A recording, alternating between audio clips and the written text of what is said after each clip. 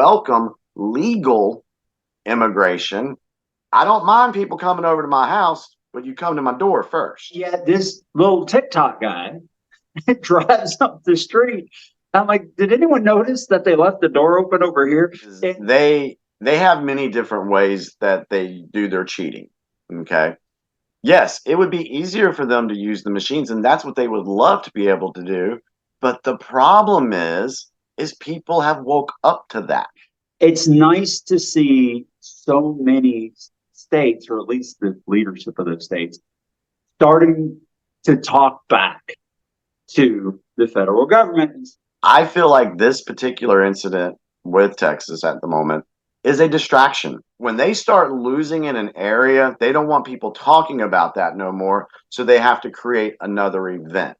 Something inside me tells me that Abbott is part of the theater. How does a person who's an average Joe, who doesn't have the time to deep dive into this stuff, like, how do they know what to believe? Why would they trust the system at all? Ask not what your country can do for you. Ask what you can do for your country.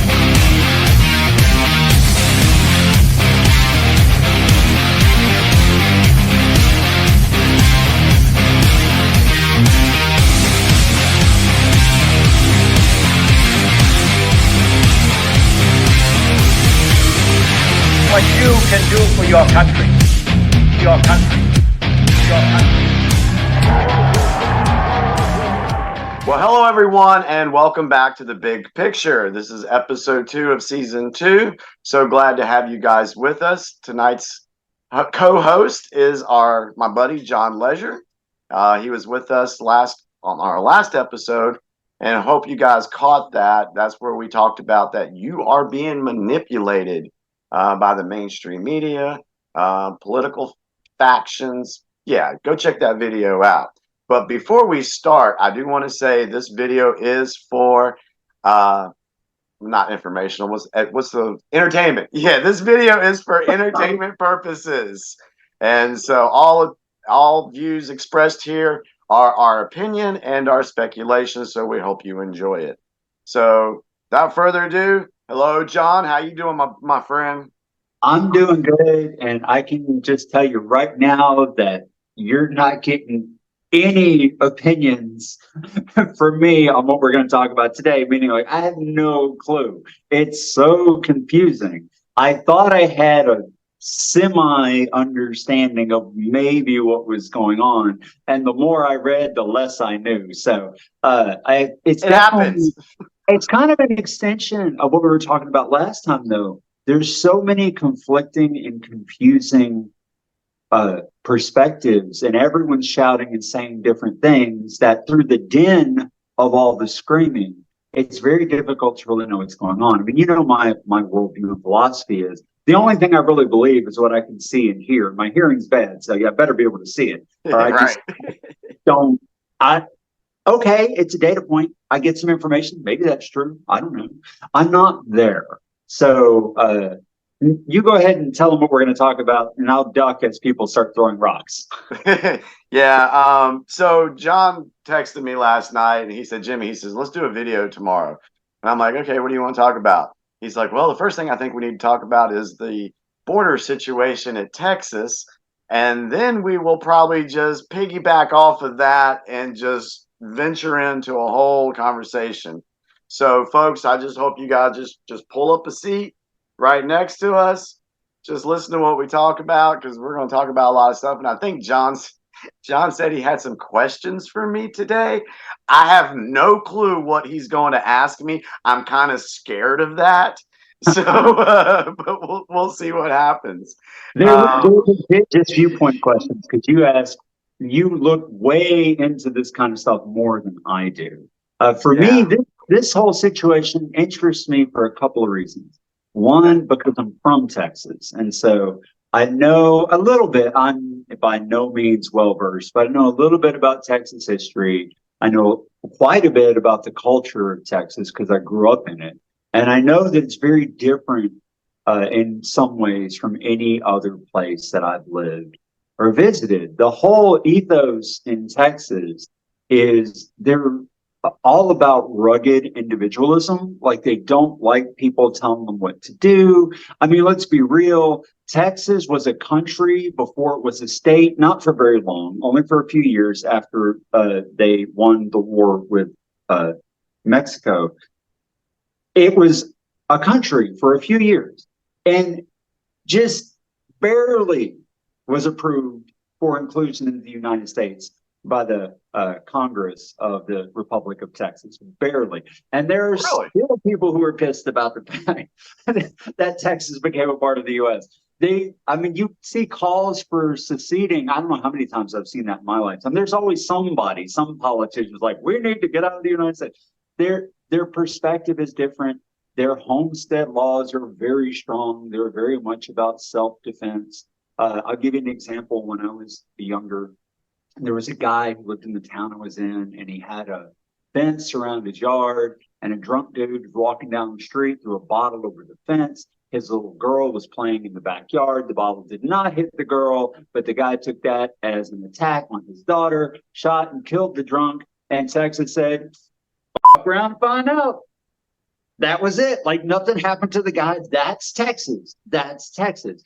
And it's also kind of ironic because in some ways, that rugged individualism in Texas only exists within the confines of a fairly conservative perspective. So when you start getting out into other things that some people would call their own rights to independence and choice, things like abortion, or when you talk about things like transgender, you find a very different response to that. So I'm not on one side or the other. I'm not for, I'm not against. I just find it interesting because I came from there. So I wanted to throw that out there. And that's why I wanted to talk about the Texas thing, because some of what it looks like is happening makes sense, and some of it doesn't make sense at all. So there you go.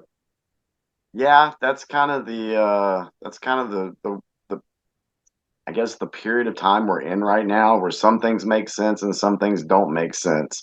And for us that dive on this stuff and research this stuff, we're just looking for answers that make some sense, right? Because common sense should be able to prevail in a lot of these things that we're seeing. And I think we have done videos exposing the mainstream media and how they will say stuff, and then you're like, what? That doesn't even make any sense. And I think as we move forward this year, and I'll put it out on my Facebook page, this year is going to be crazy. There's going to be so many things that are going to be thrown out to the public that it's going to be overwhelming, and it is going to be confusing. I mean, I guess you could just say this is the fog of the information war, the fog of war thing. So I think that's where I honestly believe that's where we're at right now. You've been telling me that for months and months, and if January is any indication, you were not mistaken about all the stuff that's going to happen this year. But I guess for people who are literally under a rock somewhere in Texas, we should tell them like a general overview of what's happening. Again, based only on what I've read, because I'm not there. I haven't seen it. So Texas is the governor of Texas, Governor Abbott is saying there's an invasion through their border, and so they have put up razor wire in Eagle Pass at a park where people commonly cross over the Rio Grande into Texas. And if you look at the video of it, people just wading through the water. I mean, apparently, I guess it's not very deep if it's not in flood season or whatever. Again, I don't know. I've never been there. I'm just saying what I've seen in videos. Right. And he calls it an invasion. And so he says constitutionally they have the right to put up razor wire and stop people from crossing. And the federal government sued. It went to the Supreme Court.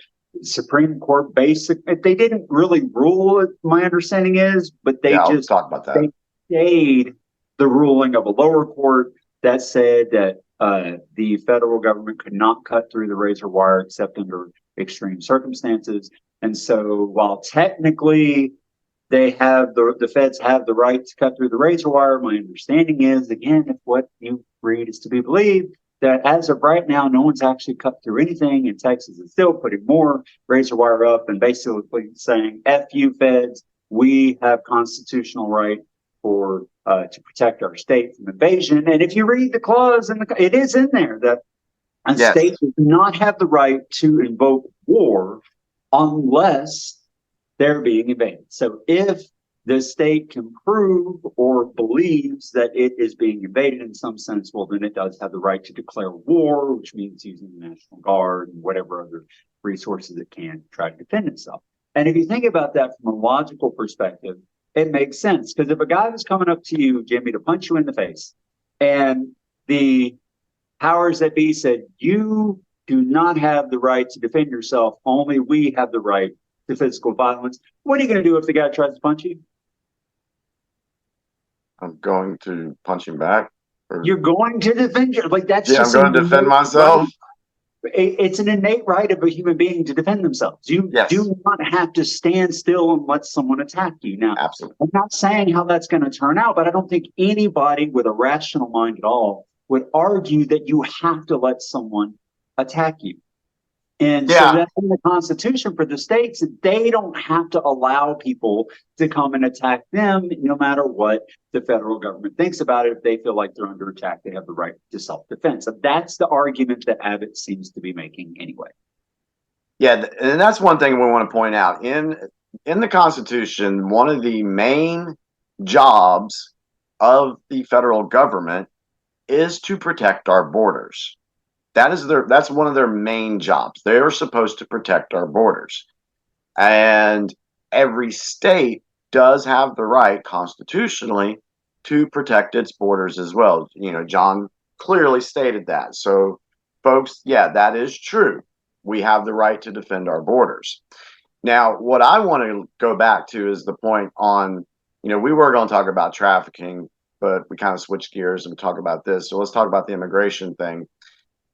The opponents are saying that everybody should be able to just come into this country, no questions asked, you know, just come on in, we'll give you this, we'll give you that, and we just come on in. And that violates the Constitution because the federal government is not protecting our border. Now, it's not saying that people aren't supposed to be coming into this country. We welcome legal immigration, and right now, what's going on is you got so many spots where these people are coming in. And all that good-loving Americans want to do is to fill up those spots and have them come in legally. For example, let's say you have your house.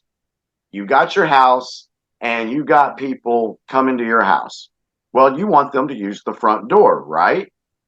So that's what you want them to do. But if they start kicking holes in your walls and busting out your windows and coming in, are you going to allow that to happen? As a homeowner, no, you're not going to allow that to happen. Like Jon was saying, we're going to defend ourselves. I don't mind people coming over to my house, but you come to my door first.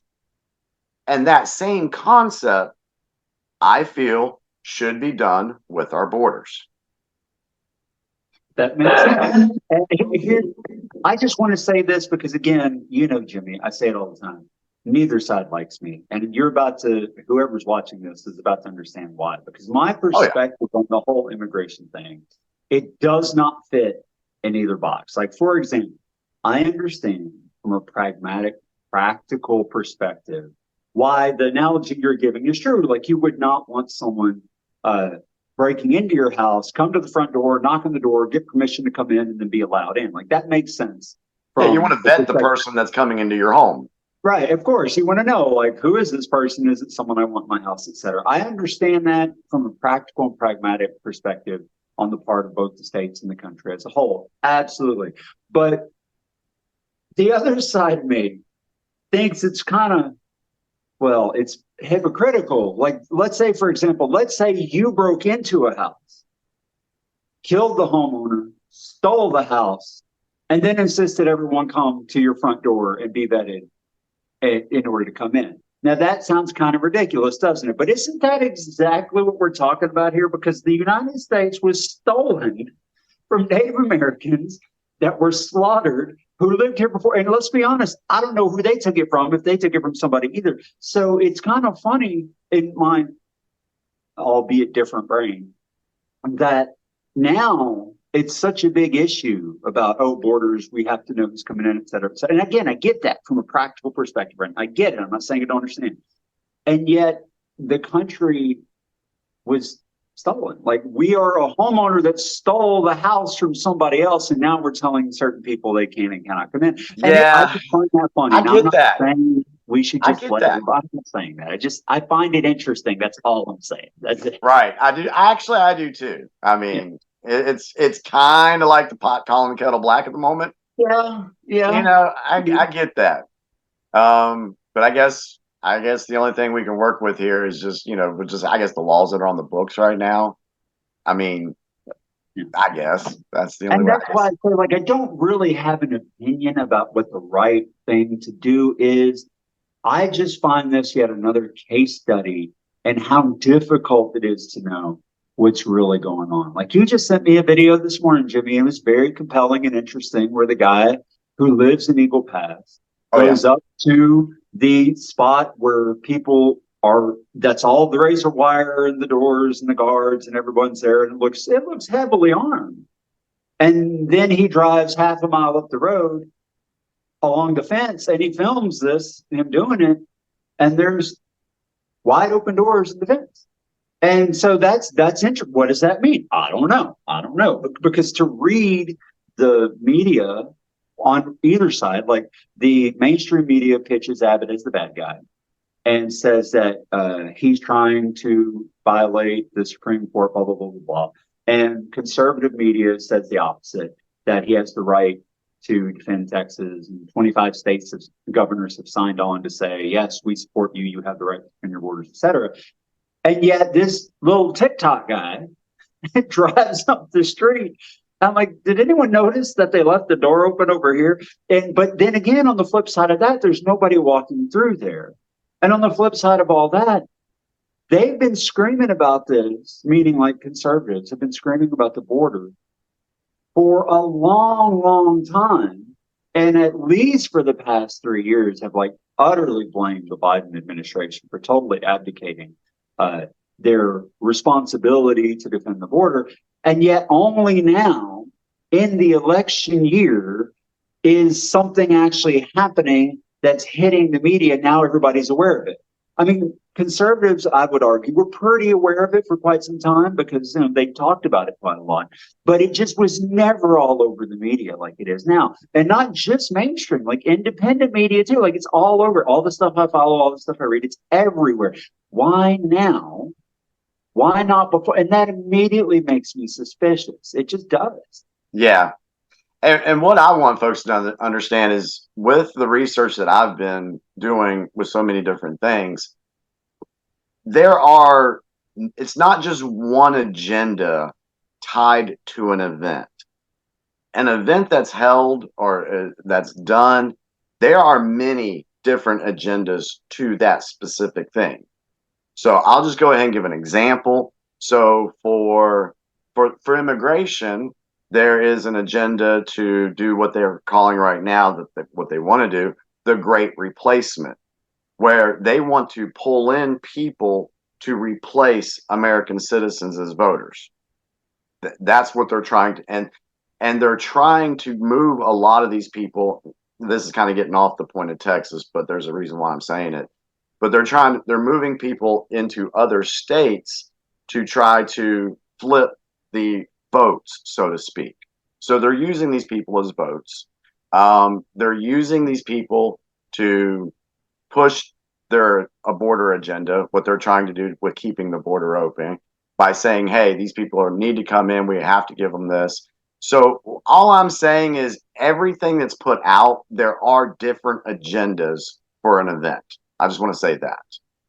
And this is when I said I have questions, like, because I don't know anything about what you're talking about the Great Replacement. Like, I've never even heard that phrase. Like, I don't really keep up with that. So that's why I wanted to ask you some questions. First, the first thing that comes to my mind when you say that that's the goal is, how do you do that if these people aren't citizens and can't vote? So can you answer that question? Speaking to me as someone, like, I'm sure there's other people who watch that don't know anything about what you're talking about. How would they do that? They would try to change the laws, and they would try to go around it, kind of like they did in 2020 when they changed the voting laws. They used the AGs and they used the governors to change election laws, and they're not allowed to do that according to the Constitution. Any laws that are changed has to be done at the congressional level of that state. The state houses have to make that legislature has to make that decision to change laws. So they will go ahead and change laws and then try to get their agenda pushed, and then I guess face the consequences later, hoping that they never get caught about this.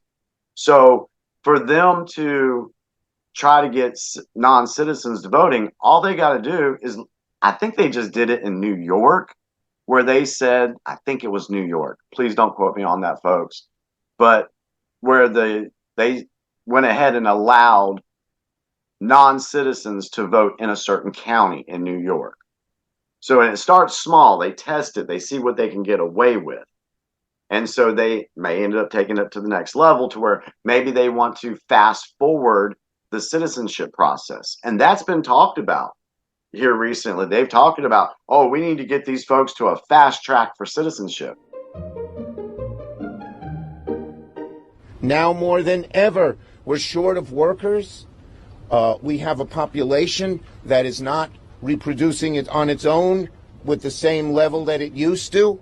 The only way we're going to have a great future in America is if we welcome and embrace immigrants, the dreamers, and all of them, because our ultimate goal is to help the dreamers, but get a path to citizenship for all 11 million or however many undocumented there are here. Well, why? There were people that have been waiting 10, 15, 20 years who came in legally and are still waiting for their citizenship. So why now the push to have a fast track for these folks? That's one way to try to do it.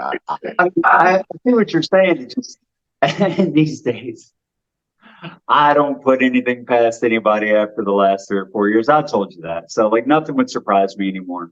It just seems like a very difficult task to pull off to me, to try to do that. And then, I mean, look at how few Americans vote. And then you're trying to get people who aren't even citizens, may not even speak the language, and you're trying to get them to vote. And I suppose you could come up with some sort of incentive structure or whatever. I'm just trying to play devil's advocate here, because I don't. Yeah. You guys are getting an inside look of conversations me and John have.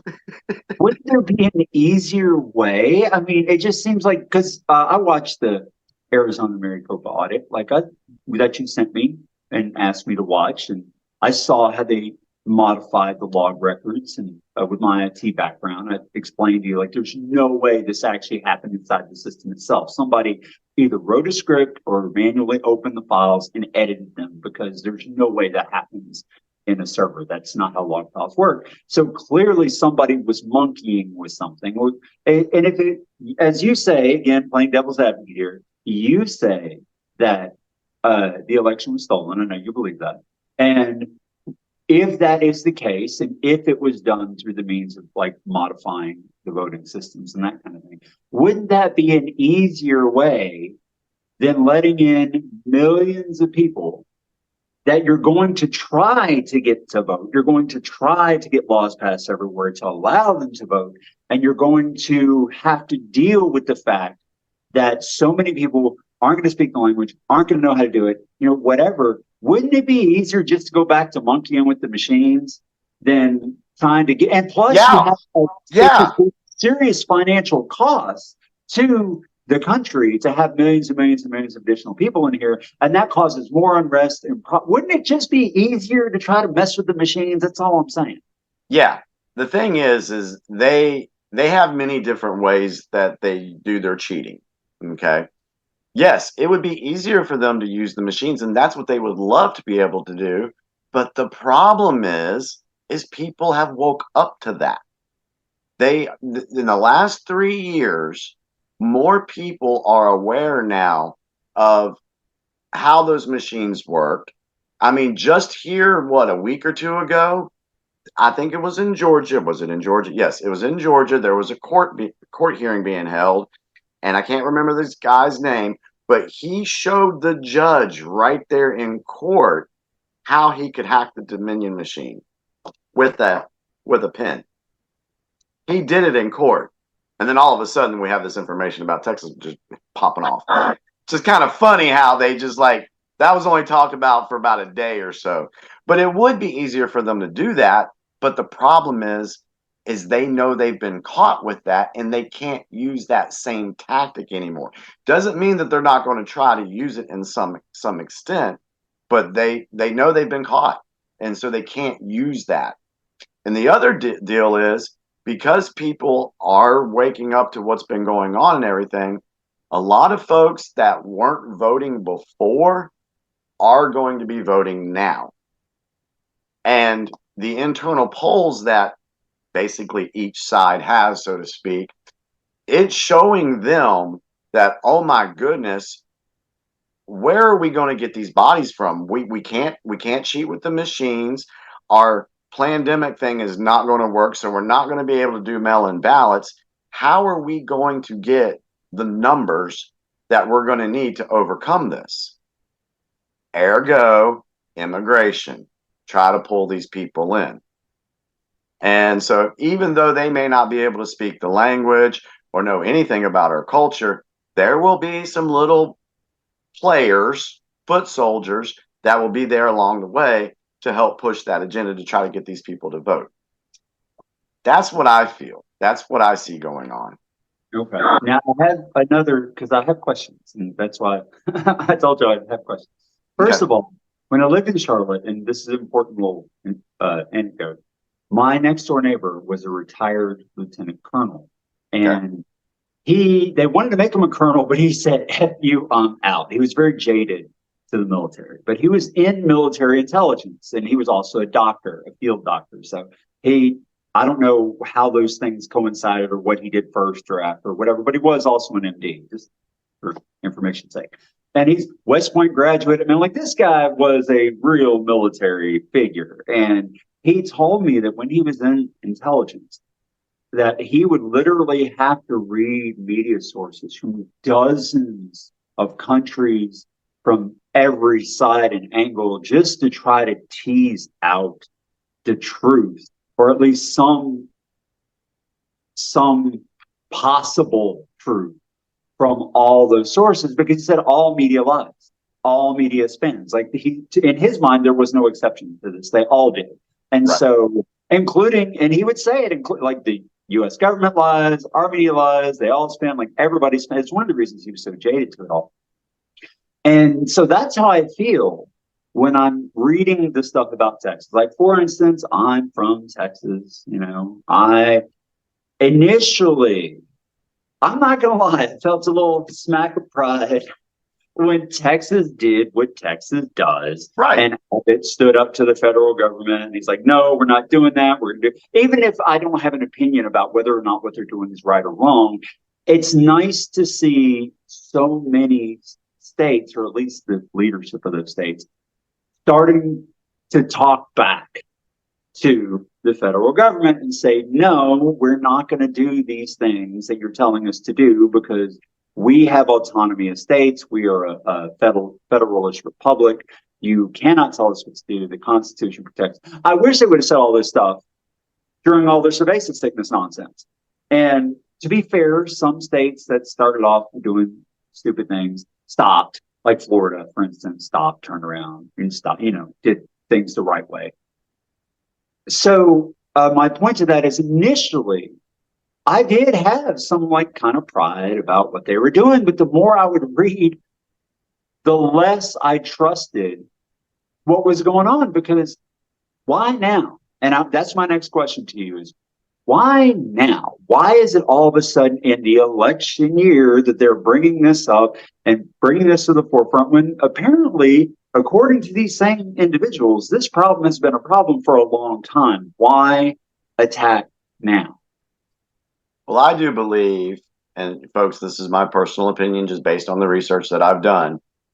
I feel like this particular incident with Texas at the moment is a distraction. I really believe it is a distraction.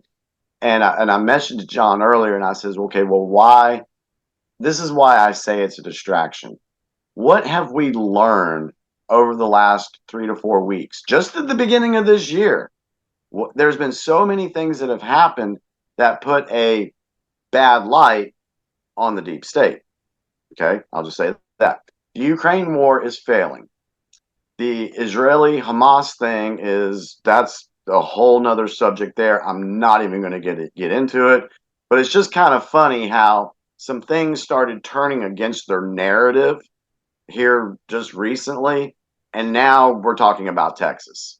It's kind of when they start losing in an area, they don't want people talking about that no more, so they have to create another event.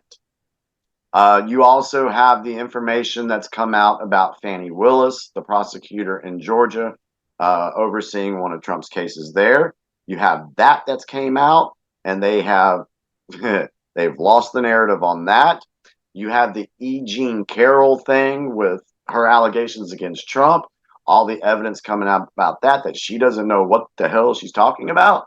She has no evidence. She can't remember dates, all this. It's not a good look for them. So when you have so many things that are not a good look for you, you got to get people's attention away from that. And let's go down here to the border, a hot button issue, and let's create an event here. This is why I personally feel that this trucker convoy, I don't know, man. I put it on my Facebook earlier today. I said, this has J6 vibes written all over it for me. I mean, I don't know. I think there's something screwing them. And the reason why is, let's go back to the Supreme Court decision. Okay, yes, the Texas National Guard. Yes, I'm same with you, John. I had pride. Yeah, Texas, go down there, protect the border. But the problem is they're only protecting one little spot. Okay, get there. So they have this one little spot. I think it's not even a mile long. The National Guards come in. They put up the razor wire. I've seen a day they put up another layer and some other stuff they put up. The Supreme Court makes their decision. But you know what the Supreme Court decision actually just was? All it was it said, yes, the federal government can cut the wire. It didn't say anything about Texas having to stop doing what they were doing.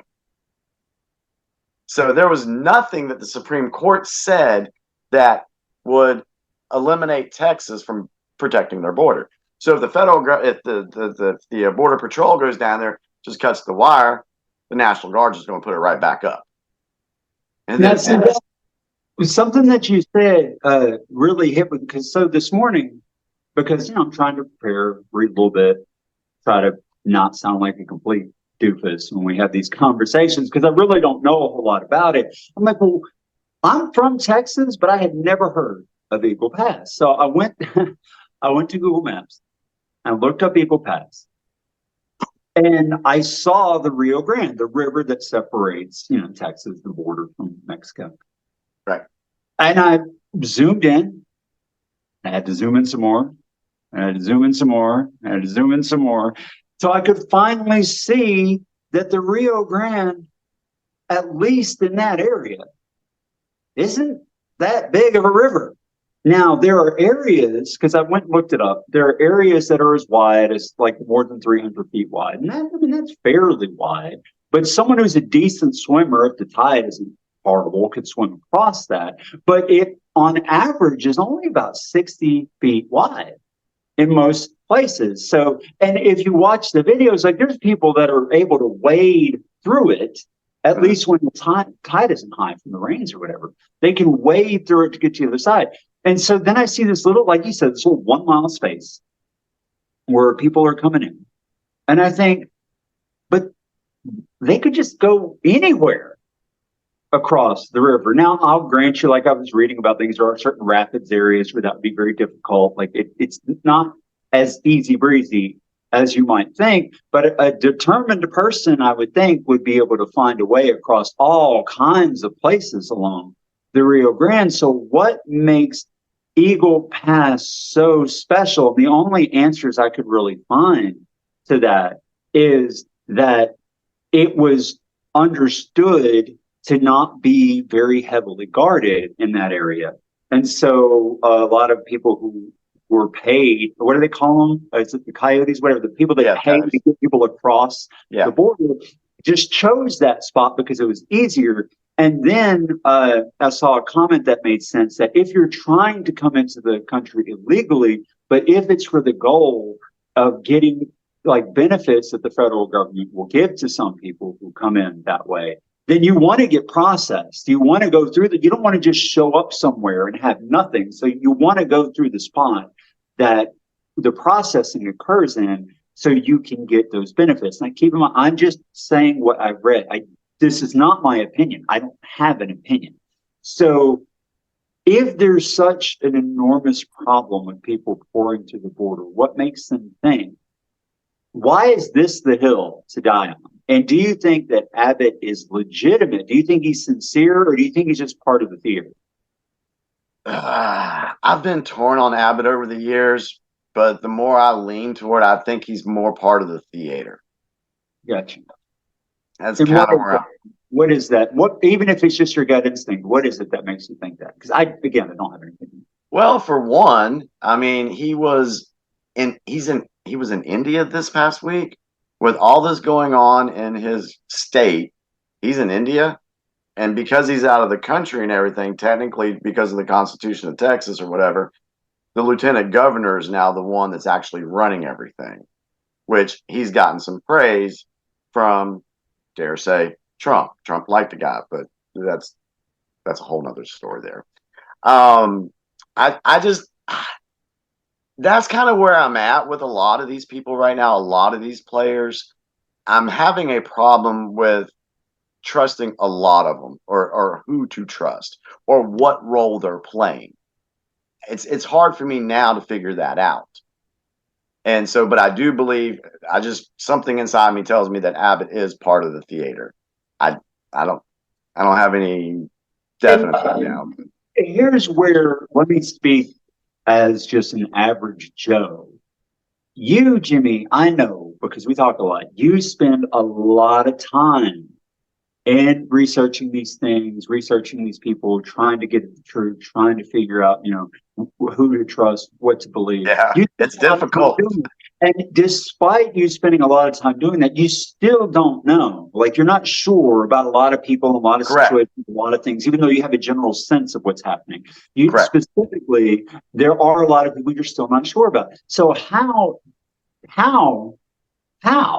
does a person who's an average Joe, who doesn't have the time to deep dive into this stuff, like, how do they know what to believe? Why would they trust the system at all? Like, you tell people, well, you've said to me many times, like, you should vote if we overwhelm the vote, but then they can't cheat, et cetera. And I get your argument there, but if people don't know who to trust, how do they know that the person they're voting for isn't also part of the theater? Like, I'm not a fan of Trump. I don't trust him. And we've had conversations about why, because of him being the warp speed guy, because of him advocating the jab after we already knew there were problems, and et cetera, et cetera. How do they know he's not part of the theater? Like, how do they know who to trust and who to vote for, and if they're overwhelmingly voting for the right person? It's all a difficult situation. Yeah, I can completely understand what you're asking there. How would somebody who has no clue, if they just came out from underneath the rock today and said, hey, I want to start learning what's going on, where do you start? I guess the only thing I can say is what I experienced for myself. All right. Like I said, for me, I knew nothing about what was going on in the geopolitical world. I really didn't care. I was waking up from Watchtower. That was in its own self, its own little journey there. But I think with the experience that I had with the watching or waking up from Watchtower, I started to learn how to fact check things, especially when we went through to try to expose Watchtower on certain things or come to terms with a certain doctrine. We knew where to go look to find that and compare it and be like, okay, yeah, they're lying to us. Okay. So that is a skill that we have, or I had, going into this. So when I first started, I just watched a couple of videos. I watched a video by Joe M. The title of the video was The Plan to Save the World. I watched that video and it explained kind of like, okay, you know, we all know that there's problems. We all know that there's criminals. We all know that there's somebody out there that's, you know, not for our best interest. Well, what happens when someone like that or a group of people like that take over a country? You know, how are they going to be treating those people? And then it just went on and on. And there was just questions that were asked. I'm like, okay, yeah, I want to know more about that. And so then the next video I watched was The Fall of Cabal. And it's a 10-part series. And I just went into it with open eyes and I just started watching that one. And there were so many different subjects in that series that I started picking a subject and looking at that. What interests me the most? Let me find out what's going on here.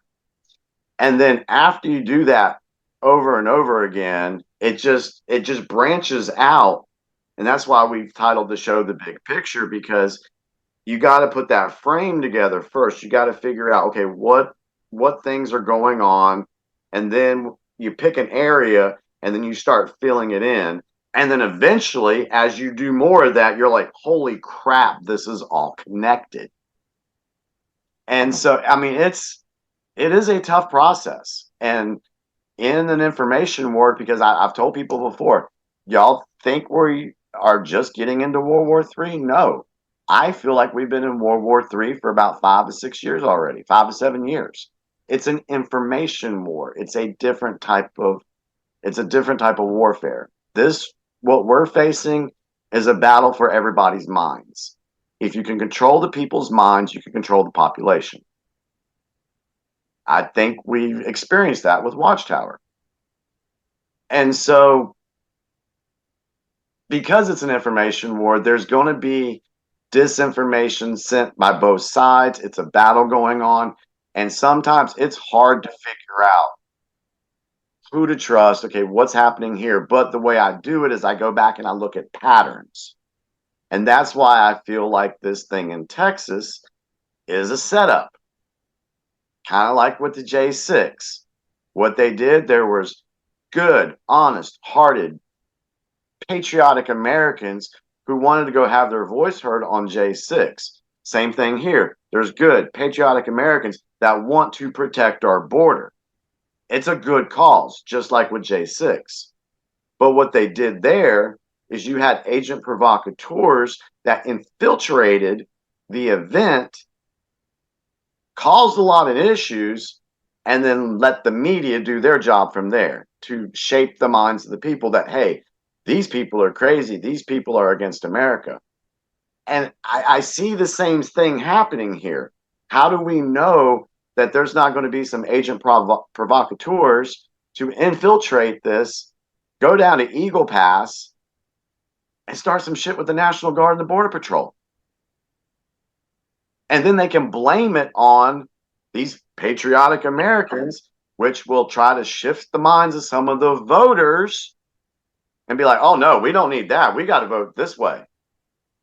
And that's how they can manipulate an election. Yeah, it's a mess. And It's a lot of stuff.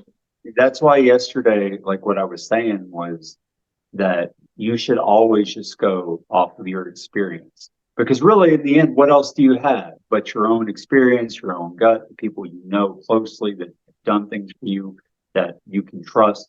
Like, there's really no other way to know. You cannot know for certain that you can trust any like top state or national figure. There's no way to know that because Right. they're not in your life. They're not your neighbor. They're not your friend. You don't go to the bar together. You don't help each other move. Like you don't work together. There's no way for you to know for sure that if what they're saying is actually in your best interest and heartfelt, or they're just saying what they know you want to hear so that you can vote for them, so that when they get in office, they can turn right around and do something else now that they have power. So it's a difficult situation. And so for me, I choose, and have for a long time, just to focus on my small circle of people, my friends, my family. I read, I listen, I watch, I pay attention. I don't bury my head in the sand. Right. And that swarm of data and information that hits me, my gut tells me certain things are right or wrong. And like you said, Watchtower taught us to spot propaganda. It taught us to know when somebody's up to something, because we had to unlearn all that. And I see that. And of course, I see way more of that in the mainstream media than I do in independent media. But I also see it in independent media. Like, give you an example. One of the sites that I read is Zero Head.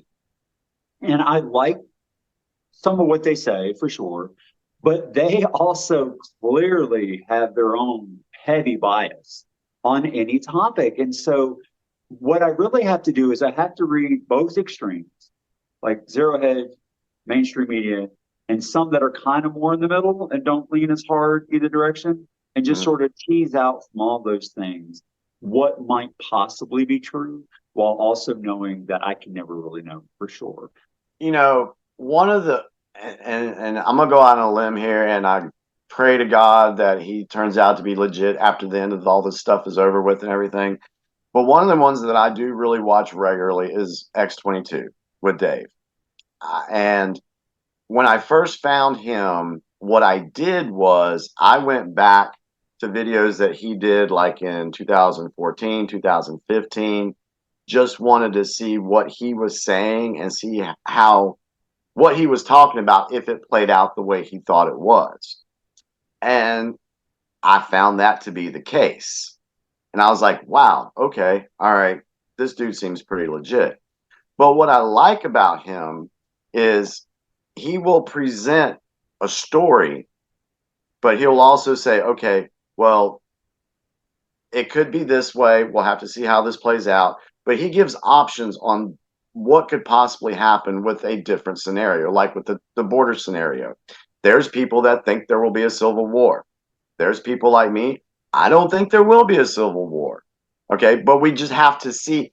One of his best lines is, let's just see how this plays out. But what he does is he presents an argument for each way it could play out, because you never know how things are going to go. And so I like that, because he's not taking a hardcore stance like some of the others, being like, boom, this is the way it is. He's just like, yeah, let's just wait and see. And that's kind of where we're at right now. But for me, like I said, one of the biggest things I learned through the process was recognizing patterns. And I like the way you've done your work, because what you do, and I've seen it, is you actually pick a subject and you study that subject. And then you've moved to a different subject and you studied that subject. And then you can kind of put the two together. You can be like, okay, what's a familiar pattern in both of these subjects? That's how you build it, to figure out what the hell's going on. I think for me, what I've learned as a bottom line for pretty much everything is the bottom line, that you need to trace where is the money coming from and who is the money going to, and I say money loosely, it could be anything, assets, power, any thought, right. Where is the benefit? Let's use that word instead of money. Let's say, where's the benefit going to? Who's benefiting from this? And if the answer is that a small group of people who are already very wealthy and powerful and whatever, if they are benefiting from what you see wherever you get your news, wherever you get your information, the odds are pretty high that information, even if the person writing it sincerely believes it, They are being influenced in some way to take that perspective for the benefit of the people on top. And that's most of the things that I see right now have a tie back to financial markets. And we've talked about it before. The fact that the US dollar has gotten so weak since we got off the gold standard. And that because of doing that, inflation is high, because as soon as you give a politician the power to press a button and print money and steal because that's what inflation is. It's theft. They're stealing your resources and giving it to themselves. That's what inflation is. It's like someone now, they say, oh, inflation is at 2%. We're doing good. Imagine if someone came into your house and stole 2% of your stuff every year. It would take a long time for you to notice that they're taking everything over a period of time. If they just take a little bit here, a little bit there, a little bit here, a little bit. Next thing you know, like, how come I can't keep my pantry full? Because someone's always coming in and taking a can out of there, and you just can't seem to keep up. Well, that's inflation. That's theft is what it is. They're taking your money, they're handing it to themselves.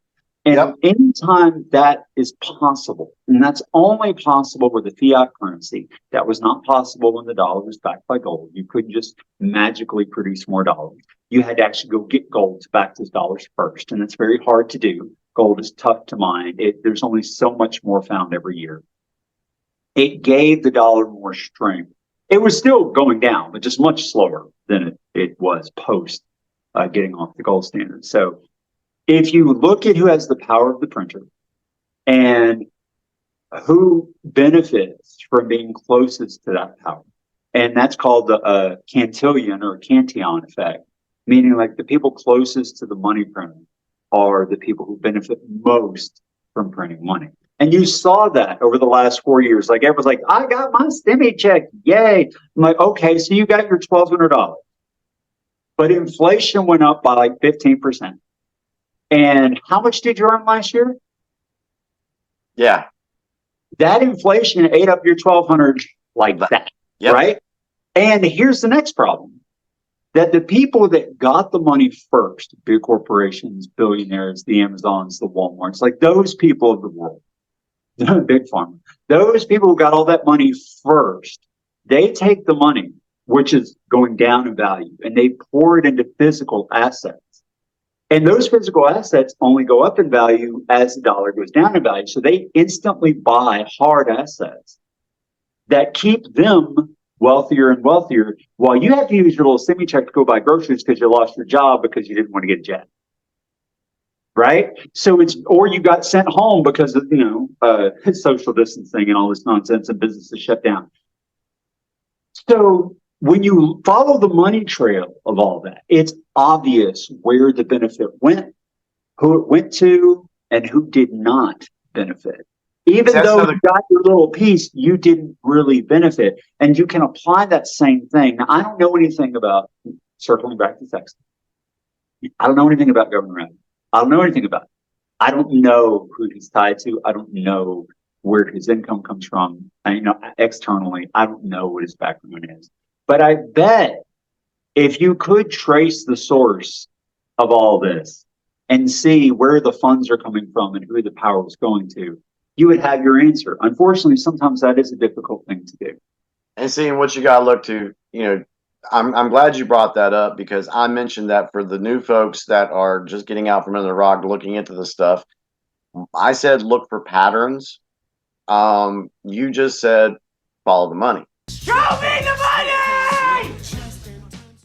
And if you look at who is funding a lot of these migrant caravans, and it goes back to George Soros and his little open foundation. Is it Open Source Foundation?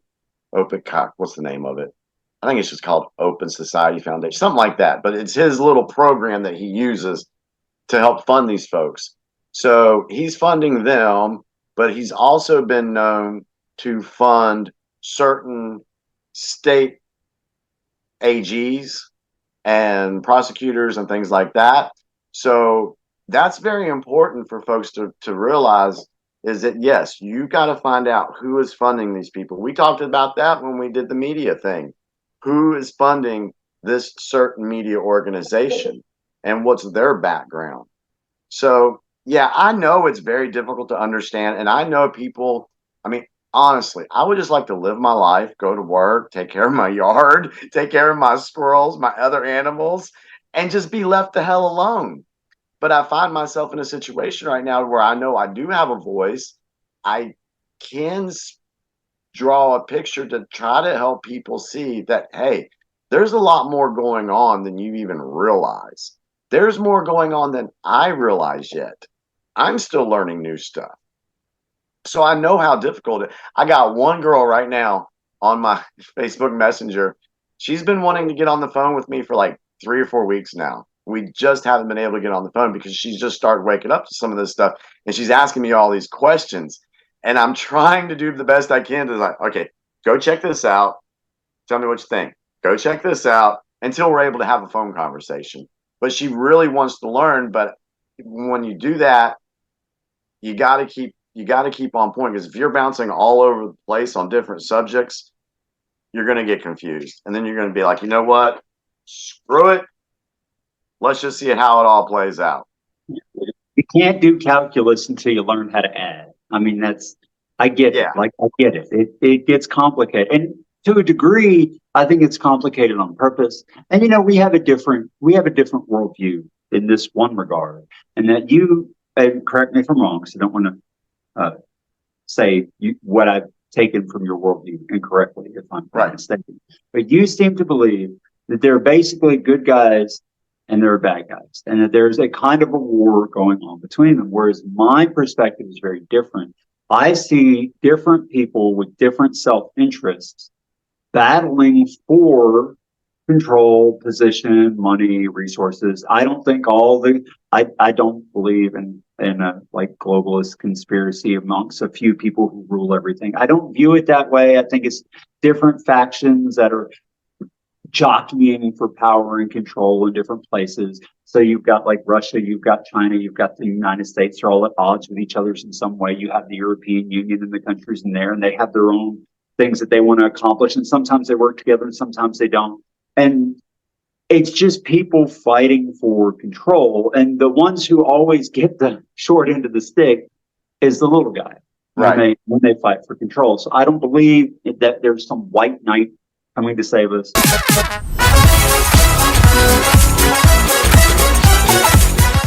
And I don't think if Trump gets elected that suddenly all our woes are going to be gone and he's going to do everything right to fix it. Now, I'm not saying there aren't good ideas, bad ideas. Like, I'm more in favor of having seen the impact of what a overly efficient, interconnected, globalist world economy has done. Like, pros and cons, the pros being it has made stuff cheaper, faster, easier to produce. But the big con is that that's pulled manufacturing jobs, the middle class jobs. It's pulled all of that away from the United States. So we don't have much of that here anymore. Right. And it's created a very financialized society where we're exporting our inflation and causing harm to other people. And it's stuck us in this difficult situation. And on top of that, the supply chain is very efficient, which makes things cheaper. But as we saw when supply chains started to break down, it also is very insecure, because if all of the stuff that we use comes from Taiwan, as far as the chips go, right? And if China were to take control of Taiwan and wants to control that market and block out the United States, well, it'll just stop sending chips to us, which the U.S. finally figured that out. And so now they're trying to get more of that manufactured here. And so you get these supply chain problems when the ports in California were backed up, all to hell. And the price of container shipping was astronomical.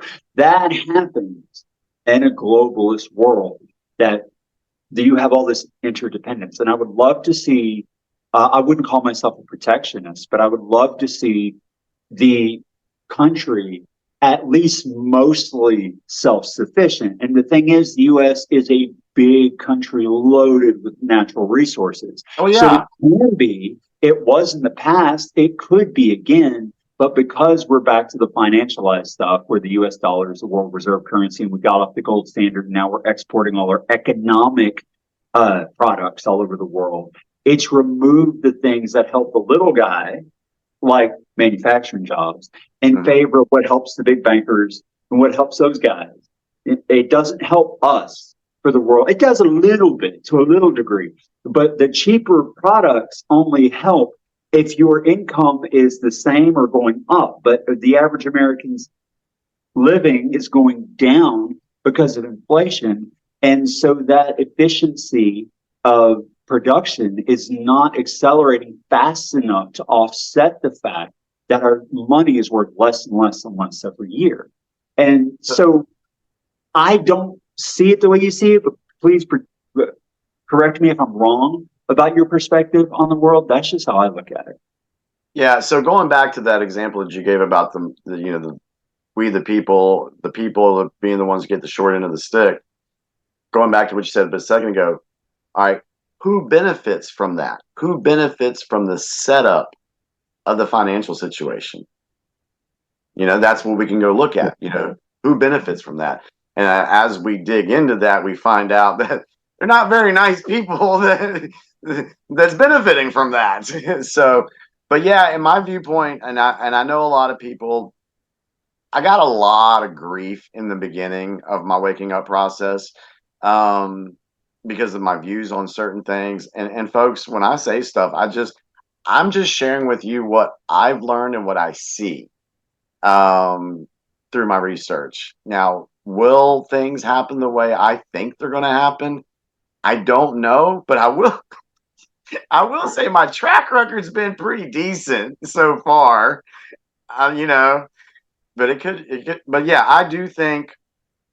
Wait, pause. Let me vouch for you there, because the reason why I was willing to look into a lot of the things that I have looked into over the past couple of years is because Jimmy was correct about some things that I thought he was wrong about. And after I realized that he was not mistaken, I'm like, well, okay, I'm not a proud person. I don't think I am. So I'm humble enough to know, okay, well, I was wrong. Jamie was right about this thing. So at least let me give him the benefit of the doubt the next time he tells me something. And we don't always agree on everything, but I can vouch for the fact that you've been right about a lot of things you said were going to happen. And they did. I'm like, okay, well, then he's worthy of paying attention to. And that's why I do. Well, I really do appreciate that sincerely. And I want to applaud you because what you did with the information that I mentioned, you went to go look it up. You did your own research on it and drew your own opinion about it. So, and that's all I've ever wanted people to do. When I put posts out on Facebook, I just want people to take that and be like, okay, let me go look into this. That's all. I mean, it's just knowledge is power. But where do I want to go with this? About whether it's good guy, bad guy, or whether it's just different opposing forces. I do, and I think from what I see, I think there has been this whole thing has been in the works for a very, very long time. For those that have watched me before, they watched our episode on the 16-year plan to destroy America. That was a plan that was set up by the globalist deep state to have Obama come in, use his first 8 years as a way to weaken our military, get rid of our jobs, take the guns away from the people, push propaganda. It was a destabilization of America. And then Hillary was supposed to come in 2016 and pretty much finish the job. And I believe that not just America, but I believe that the world dodged a bullet in 2016, because I believe if Hillary was president in 2016, we would be in a physical war right now, because that was part of their plan, is to get us in a physical war with North Korea. The United States was supposed to lose this war. They had it all coordinated. It would have been controlled, but the United States would have lost the war. And what happens when a country loses a war? They lose their constitution, because the victors are like, yeah, we beat you. You don't have that no more. And now they've taken control of America. And I think we all have heard the adage, as America goes, the world goes. We've heard that before. So if we lost those freedoms that we have in our Constitution, if we lost that, where else is anybody going to go? I mean, I think that's what Reagan said. He's like, hey, where else are you going to go?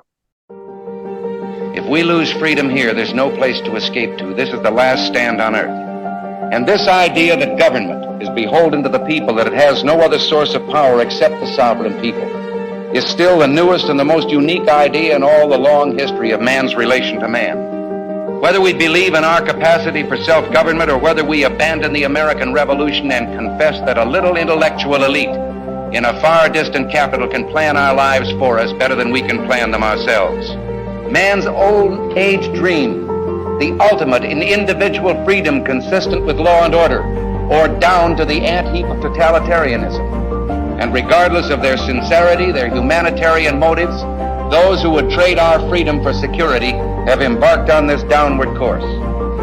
Our natural unalienable rights are now considered to be a dispensation of government, and freedom has never been so fragile, so close to slipping from our grasp as it is at this moment.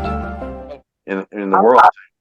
I was thinking about, not specifically North Korea, because I don't know anything about that. I know you've explained this to me before, so I understand your perspective. But I was thinking through it yesterday in regards to the whole Texas border thing. And you've always said for a long time now, no, there's not going to be a civil war. Yes, they want you to think that. Yes, they would love that, but no, it's not going to happen. And I was thinking through it. Let's say, again, devil's advocate, this is not my opinion. I'm just playing through my head. Let's say that what you were saying was correct and that there were these specific forces trying to remove the Constitution of the United States, which does, at least on paper, put certain rights and things into position for people in the country. Those seem to get jettisoned very easily whenever suddenly someone catches a cold. But other than that, let's just say that that is the case, that that is true, and that it is a problem for the people, the powers that be, who would like to see it removed. We live in a federalist republic, right? So federated republic, you've got all the states are largely autonomous, which is kind of annoying in some ways because when you cross the border, the laws change and they're not all the same. It's not consistent. Like in a lot of Europe, they're under the European Union laws. It's very different here. So Florida's got their own stuff, Texas has their own stuff, New York has their own stuff, California has their own stuff. Lawyers, doctors, whatever, they have to go through all their own licensing, and it can be a pain in the butt, but the benefit to that is that it causes game theory. So let's say, for example, right now, different states, because the Supreme Court knocked down Roe v. Wade, states are deciding what they want to do. So now we've got game theory. If this issue of abortion is a big enough issue for people to leave the state they're in and go somewhere else where they feel like they're more aligned with their own beliefs and politics, then time will show how it should be. That's how we'll play it. Market forces will play it out. And the United States, for all its foibles, does have a lot of those market forces because of the state system that other countries do not have. So this is a problem. If you were, like you're saying, if you were this global, group of people who want to take over things, it's very, very hard to do here because of that. Because if you try to make that happen in California, Florida's going to be like, hey, come here. We won't do that. And so that game theory plays out. So what would you have to do? You would have to get rid of it from the top down. And what's the number one best way to make that happen? Civil war. That's the best way to do it. So if you're trying to fan the flames of a civil war, what's a huge hot button issue, at least on paper, the optics of left versus right in this country, the border. That's a huge hot button issue. So let's make it about that. Let's get people fighting about that. And then if we could start a civil war about that, then we could get rid of the Constitution and the obstacles to trying to do what we want to do with the world. Exactly. So that is not my opinion. I don't think that's what's going on. I don't have an opinion about it. I could see how, if that were true, that would be a pretty solid way to try to make that happen if you thought you'd get away with it. Now, fortunately, like that video you sent me today, it was actually the one that the Zero Hedge article was about. of the millennial person who works for, what is it? Which one? She works for the Washington Post. Washington Post. Yeah, I was just lamenting the fact that the media is just obliterating itself right now. They're laying off people. They're going bankrupt. They're shutting down. The journalism industry is basically in a free fall. Today, the Los Angeles Times laid off 115 employees. They wiped out their entire DC bureau in an election year. They laid off pretty much all of their sports teams. They killed their entire tech and business section. They laid off breaking news writers, social media editors. The list goes on. But what's really dark is this is just the latest in months and months and months of layoffs in the media industry. In fact, tens of thousands of journalists have been laid off in the past year. Major media companies like BuzzFeed News have completely shuttered their news operations. Time magazine also just laid off a ton of people, and Sports Illustrated basically shut down last week. Pretty much the entire... I take, and you take the complete opposite tack. That's a wonderful thing. It shouldn't be. Having a good objective media, we would want that, but we don't have that. We don't have that in the mainstream. Right. So it's a good thing to see that people are no longer turning to these obviously biased and corrupt so-called news organizations that are really just propaganda rags. They're turning away from those. And where's the only place that Civil War narrative is playing out? It's only in the mainstream media. But so many Americans have stopped trusting the mainstream media that who's left? I mean, let's just be real here. Who's left that really believes what they say? And are those the kind of people that would actually really fight in a civil war? I mean, let's be real. Who owns all the guns in America? And maybe I'm wrong about that, but it seems to me that the people who are least likely to trust the federal government are the people who are armed in the United States. And there's more guns in the U.S. than there are people. So if you want a civil war, you have to make the people who have all the weapons be willing to fight. But those are the very people who no longer trust the media and wouldn't believe that we have a civil war. Yeah. So it doesn't look like it's going to work, but I can see how on paper, the concept, if you could make it happen. I think another thing too, with the division of the states, one thing that we've noticed, I say we, digital soldiers, is certain people throughout the last 3 or 4 years, certain people in different places have been exposed for who they are. Okay. Fauci, he's been exposed for what he is, as an example. So this situation with Texas, you got 25 governors that are backing him, are backing Texas. I think what we're going to see here is we're going to see an exposure of certain governors that are in line with the globalist deep state agenda. And I think once the people realize, hey, our governor is not what he says he is, then we need to use our voice and get him out of here. For example, here in North Carolina is not on the list of supporting Texas. Who's our governor? Roy Cooper. He's a Democratic governor, and he is backing this agenda of whatever Biden and them are trying to push. But you talk to people around here, I go out and see people every day for work, and yeah, we don't like that. We want a secure border, not just in Texas, but in North Carolina. Hell, I saw a video where they're dropping migrants off in High Point, off of buses. I saw a video of that the other day. And because of an inside track I have on the healthcare stuff of this, what's going on in North Carolina, there are so many immigrants that have been housed here in North Carolina and are receiving medical treatment and money and all that. That is a fact. That is happening. So I think what we're going to see here is certain players being exposed. And once it comes time to get rid of those folks, because, a lot of times you have to get rid of them through elections. You have to. And that's why, we can talk about that at another time, why I feel that this round of voting is probably the most important round of voting I think we've ever had in this country. If you go back and look at what Trump said in 2020, he said, yeah, they're going to steal this election. He said that. We believe it happened. Right now, his rhetoric is, we're not going to let them steal this election. So he's sending a different message right now. than he did in 2020. So take that for what it's worth. We'll see how that plays out. But that is a subject I've thought about doing a video about the whole voting thing, but we're almost out of time for today, so we won't go into that today. But I will touch on this one point. I don't know if you noticed this or not. Did you see where, okay, so Trump did set records in Iowa and New Hampshire. He set the records, all-time voting records there. He set those.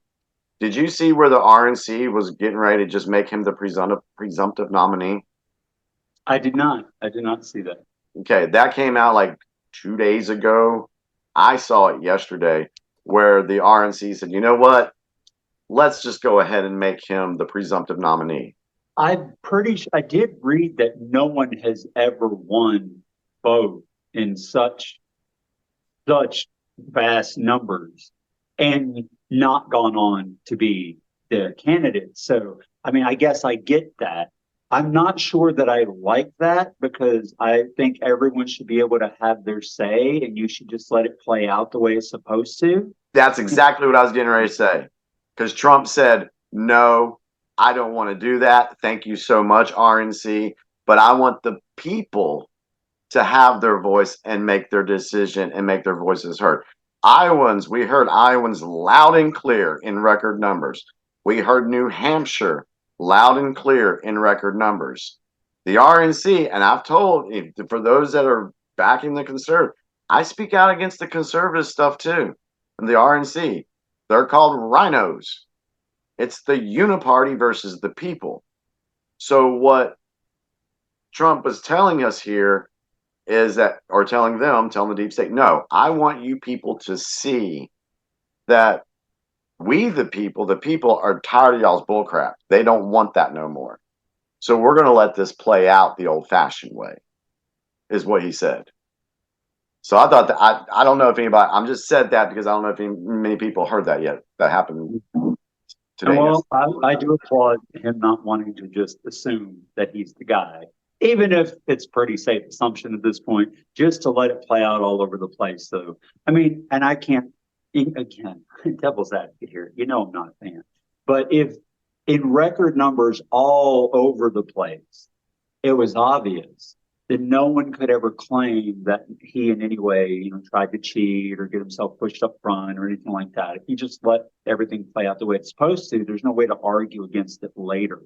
Right. So that makes more sense to me. I mean, if you claim it's a representative democracy, well, then let it work the way it's supposed to, and don't make any assumptions about anything. So, yeah, it's going to be an interesting year, John. That's for sure. But it already is, brother. Yeah, we're only 28 days into the new year. 28 days. But circling back to finalize the whole thing with Texas. My opinion is this is just a distraction. They want everybody looking at Eagle Pass and not paying attention to the other parts of the border. I think they are, like you said, trying to fan flames of a civil war. I just don't see that happening either. We look at who's pushing this. Well, that is the media, and we all know how we already feel about them. So I just tell folks, don't get scared of this. Don't feed into the drama and the hype and the propaganda. Just kind of let it play back. Now, I do say that we have to stand up for ourselves. We have to fight against this corrupt globalist regime thing, and your number one power you have is your voice. And so John just did a video last night talking about speak your truth. If you have something to say, get it out there, because you really never know who you might be helping out down the road. Somebody might see you and be like, I never thought about that, let me look that up. So it's going to be interesting to see how this plays out. I just find it kind of funny how it just shot up on the news and everything else has been brushed under the rug. Yeah. And that's always, you can tell when it's a distraction. And again, we learned that in the launch tower. Mm-hmm. Anytime there was something else going on that was negative, new light, right? Something to try to excite people into paying attention to this instead of that. Like, that's what they would do every year. Try to distract people from the fact that the end is never coming. Armageddon isn't here, and somehow the world is still plowing along. But, oh, new light, new understanding, new prophecy, new this, new that. Distraction. That's what it was. Distraction. No, don't think about the fact that you're a broke-ass fool who didn't go to college and can't get a decent job, and you happen to spend all your time working for the church rather than for yourself because that's what they demand, and you're exhausted, et cetera, et cetera. Focus on this. Focus on this. Well, how is that different from what we see today? Economy's in bad shape. People's livelihoods have been decimated over the past decade since we got off the gold standard. It's only getting worse. And yet, what you see in the news is distraction, distraction, distraction, distraction. It reminds me of Rome. Bread and circuses. Rome gave people food and had the circuses, the gladiatorial games, to distract people so that they didn't pay that much attention to what the emperor and what his people were doing. And they began to devalue the currency too. And I don't know how many people know that, but by diluting the amount of silver in the Roman coins, people started to not trust the coins anymore, which caused inflation, which eventually led to the collapse of Rome because it could not afford to fund all of the conquests and things that it was trying to do, including bread and circuses. It collapsed and fractured into 4 separate kingdoms run by the generals of Rome. So history doesn't repeat itself, but it does rhyme. Yes. And you see those things, same kinds of things happening now. And the question is, do people let it keep going until we do see a collapse? Or this time, are people wise to it far enough in advance? And are we connected enough now with each other through various platforms that we're not going to fall for it this time? And that's where I'm at. So that's my wrap up to it. Yeah, I think people are a lot more awake and are more open to be awake, not woke, but awake to what's going on. And I think because of that, I don't look at things fearfully. You know, I've jokingly told people if I start to worry about stuff, yeah, maybe we need to start worrying about it because I'm just so not there. I lived in fear for 40 freaking years with Watchtower. I'm not going to live in fear anymore. And so when I see stuff on the media that's they're pushing fear, I immediately think the opposite of what's going on. You know what I'm saying? Yeah. And so I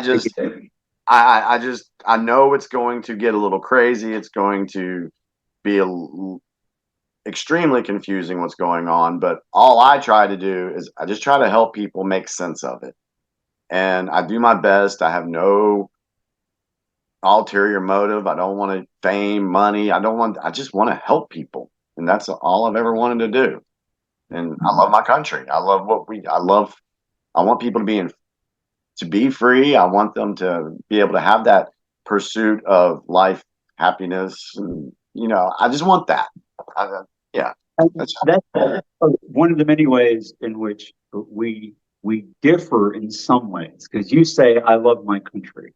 I don't view myself as, quote, an American. And I'm sure I would have had I been raised in an environment where that was very important. But Watchtower, we didn't see ourselves as part of any country. See, with mine, I had the dual upbringing. I had the Watchtower, but I was also brought up in the military. That's right. Yeah. So that makes sense why you would more easily adopt that perspective. But I will say this, I do love people, whether whatever country they're from. And I do echo your sentiments that I want people to be free. I want people to be left alone. I want people to have what they need. I don't want anyone to suffer or to be in poverty or to be ill or mistreated or anything, any of those things.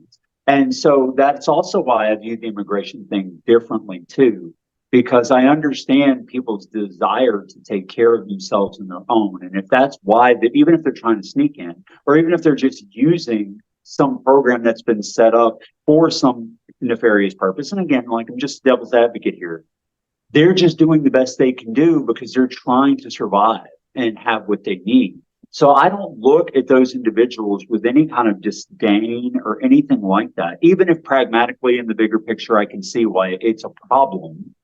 I don't view the problem as the individual's fault. They're just doing what they can do to try to do the best they can to live and exist. And a lot of people are coming from places where that's very difficult. And it's getting harder here too. So I understand people's flight to try to find safety. And it's a difficult problem, because on the one hand, you need order. I'm not against law and order. You need order. You need protection. You need police. You need firefighters. You need streets and people to stop at the red lights, like I was talking about yesterday. Like, you need that. But on the other hand, they also need to have freedom of movement within the confines of those limitations to be able to take care of themselves. And what we're seeing is a squeezing of that circle of freedom. And I do not like at all. Yeah. Not at all. Yeah. There's definitely that squeezing of freedom. And yeah, I don't like that. So, all right. So, Jon, how can folks follow any stuff that you put out? Well, I occasionally, when spirit moves me, I'll post something to my Spirit Analyzer channel. And I'm sure you can put a link to that or whatever in the video description. But outside of that, I don't really want to be followed. We're just having conversations and people can agree or disagree, debate, whatever. It's fine. I don't want people to believe me. I just want people to think for themselves. That's really all I want. And to wake up and realize that there's a lot of people who are out to manipulate your thoughts and to try to make you think things behave in ways that benefits them and not you. That's really my only goal. Please disagree with me if you disagree with me. I welcome that happily, because I would never stop someone from thinking their own thoughts or speaking their own mind. Words are not violence. I hate that perspective. Words are never violence. Words are just thoughts. Actions can be violent, but not words. And so just speak your truth. Say what you think. Try to listen and respect others. At least listen to them, even if you don't agree. And let's just, can't we all just get along? I just want to say, can we all get along? Can we just, but it's hard. I know it's hard. It is. I just want more of that. That's all.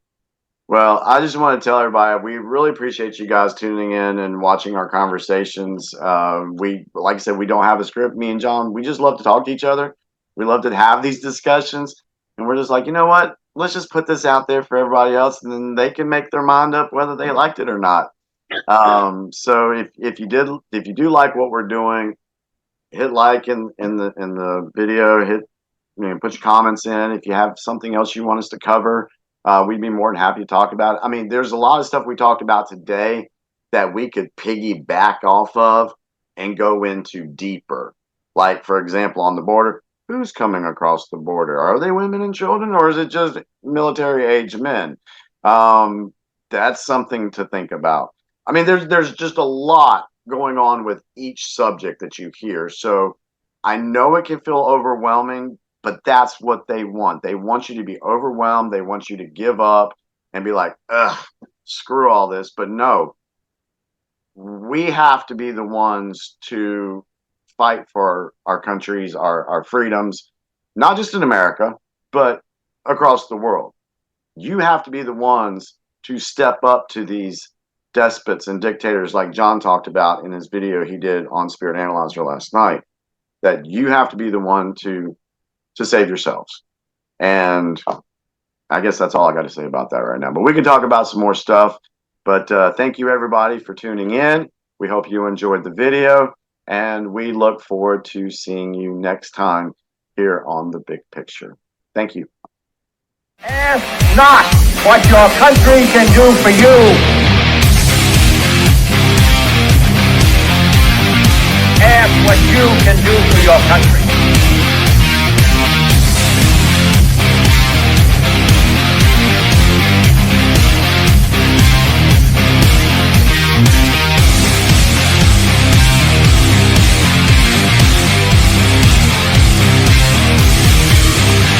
What you can do for your country. Your country. Your country.